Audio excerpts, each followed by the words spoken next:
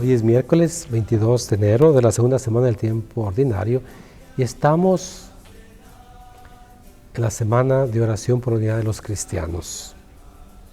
Es triste que los cristianos siempre nos hemos dividido. Jesús quería la unidad y nos dividimos. Ya los mismos discípulos de Jesús se pelearon entre ellos. Judas lo traiciona, los demás lo niegan, al final de cuentas. Y siempre ha habido sobre cuestiones doctrinales. ¿Quién es Cristo? ¿Es verdadero Dios, verdadero hombre? Dios es uno, es trino. ¿Cuáles son los libros de las Sagradas Escrituras? ¿Cuál es la función del Papa, de los sacerdotes, de los sacramentos? Todas esas cosas nos han dividido a través de los siglos. Ciertamente que la verdadera Iglesia de Cristo tiene 4 notas, una, santa, católica y apostólica. La única iglesia que se ha conservado unida a través de los 20 siglos es la Iglesia Católica. Y dirán, no, yo he escuchado gente que dice que yo antes era católico y hoy soy cristiano. Pues habla de una gran ignorancia. Nosotros los católicos somos cristianos católicos. Ya decía San Agustín hace 1700 años, mi nombre es cristiano y mi apellido católico. Ahora, ¿por qué no decimos que soy cristiano católico? Porque ser católico presupone el ser cristiano, al final de cuentas. Y es la única iglesia que ha existido los 20 siglos. Somos la grande iglesia, somos más de 1.200 millones de cristianos católicos en comparación con otras iglesias, comunidades cristianas que son 20, 30 o 50 millones de creyentes. Nosotros somos 1.200 millones, estamos extendidos por todos los lugares, por todos los rincones del mundo. No. Quizás por eso se nota más nuestro pecado, porque somos bastantes, muchos, pero siempre hemos estado conservados de la unidad a través del Papa, sucesor de los apóstoles. Donde está Pedro está la iglesia, lo decía San Ignacio de Antioquía hace casi 2000 años. Es allí donde está la iglesia de Cristo, el Papa con todos los obispos. Y por eso el símbolo más bonito de esa unidad es la Eucaristía. Y es trágico y triste que muchos de los hermanos separados no celebren la Eucaristía. Perdieron el sacramento del orden, la sucesión apostólica. Por eso no pueden celebrar la Eucaristía. Sí tienen la palabra, las Sagradas Escrituras, tienen el bautismo, pero no tienen los sacramentos, no tienen esa vitalidad que Jesús dejó a la iglesia y que está allí. Siempre, los cristianos siempre hemos creído en eso, al final de cuentas. Tristemente, sobre todo en Occidente, a partir de 1517, cuando Martín Lutero, que era un sacerdote agustino, se separa de la Iglesia Católica y separándose, él se hace la máxima autoridad y de ahí empiezan una sucesión de divisiones. De hecho, el mundo protestante está dividido en cientos de iglesias, de comunidades cristianas, cientos de iglesias, y no se ponen de acuerdo. Nosotros, a pesar de todo, seguimos unidos. Somos una iglesia, una solamente, bajo Pedro. Somos católica, universal por todas partes, apostólica porque tenemos la tradición de los apóstoles, sea en las enseñanzas que en los sacramentos, ¿no? O en el ministerio episcopal, ¿no? Una santa porque Cristo su fundador es santo. Pidamos al Señor que nos unamos, que nosotros los cristianos católicos sepamos la riqueza de nuestra iglesia, la grande riqueza que tenemos. Tenemos todos los medios para irnos al cielo, todos los medios de santificación. Hay que conocerlos y después hay que usarlos para poder ir al cielo. Es la grande calzada que nos lleva al cielo.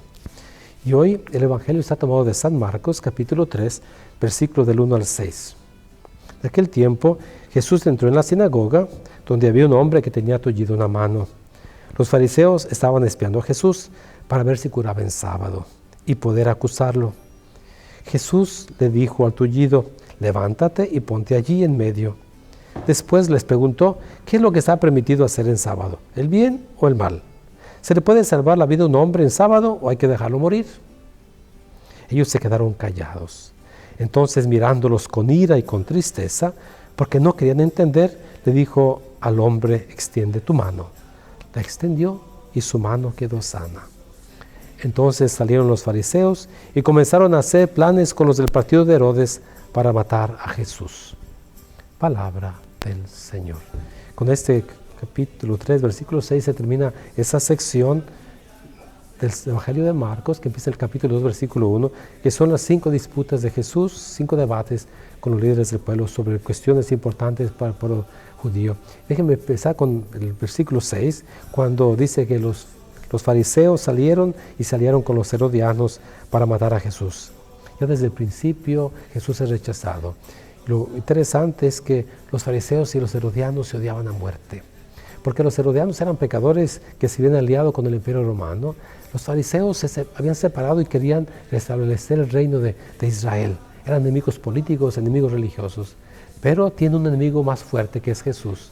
Y esos dos grupos, esos dos partidos políticos, religiosos, se unen contra Jesús. ¿Qué tanto les molestaba a Jesús?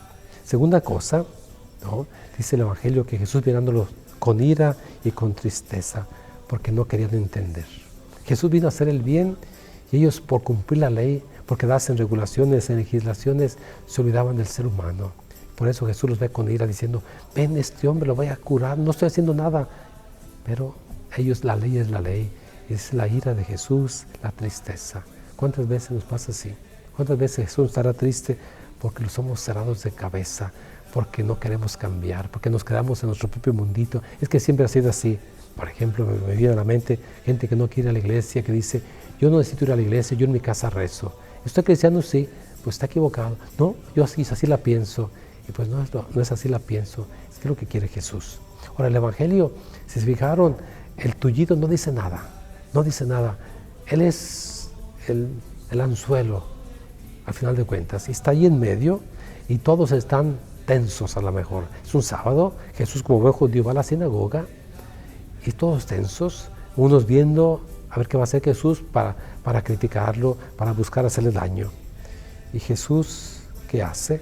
Simplemente le dice el tullido, levántate, ponte allí en medio, ¿no? Y la pregunta que hace Jesús, ¿qué es lo que está permitido hacer el sábado? ¿Hacer el bien o hacer el mal? Ese tullido necesita ser liberado. Jesús viene a liberar. Y aquellos no están dispuestos a liberar. Los fariseos están dispuestos a esclavizar para ser los amos y señores. Jesús nos viene a liberar, nos viene a dar la vida y la vida en abundancia. Jesús es el Señor. Acuérdate, dile a Jesús que te quite esa parte tullida y que escuches, a final de cuentas, ¿no? Quedas curado, porque el Señor viene a salvarnos. Que Dios te bendiga hoy y siempre. Amén.